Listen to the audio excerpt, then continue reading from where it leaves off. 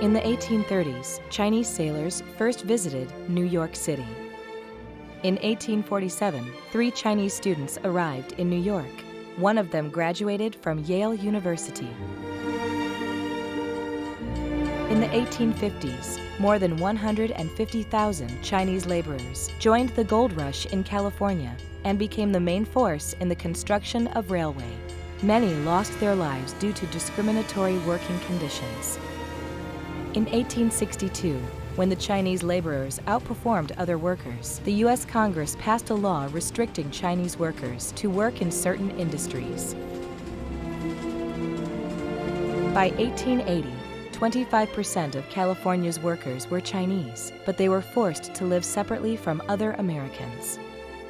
From 1871 till the end of the decade, anti-Chinese violence erupted in Los Angeles and other cities. In 1872, Qing government sent 30 Chinese students visiting the U.S. for the first time as part of the Chinese education mission. The program ended in 1881, with 120 Chinese students studying in the United States in total. The Page Act of 1875 prohibited the entry of Chinese women. The Chinese Exclusion Act of 1882 suspended Chinese immigration for 10 years and declared Chinese immigrants as ineligible for naturalization.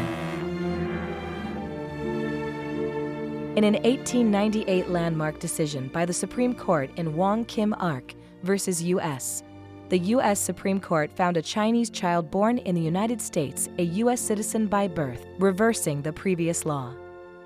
In 1910, Angel Island Immigration Station became the main immigration facility for immigrants from China and quickly gained the reputation for detaining new Chinese immigrants.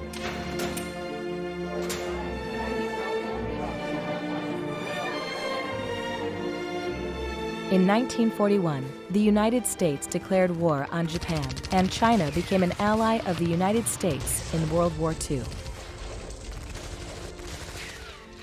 In 1943, the U.S. repealed the 1882 Chinese Exclusion Act, but limited the number of Chinese immigrants to 105 per year.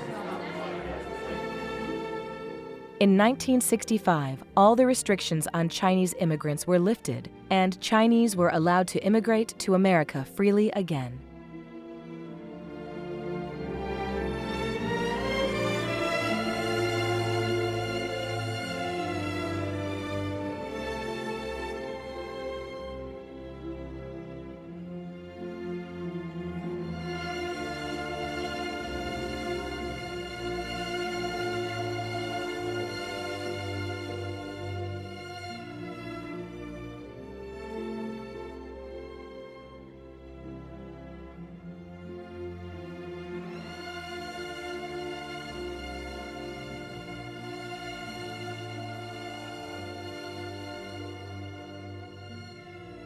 We are here to unite this community by providing a platform for social engagement and empowering activism.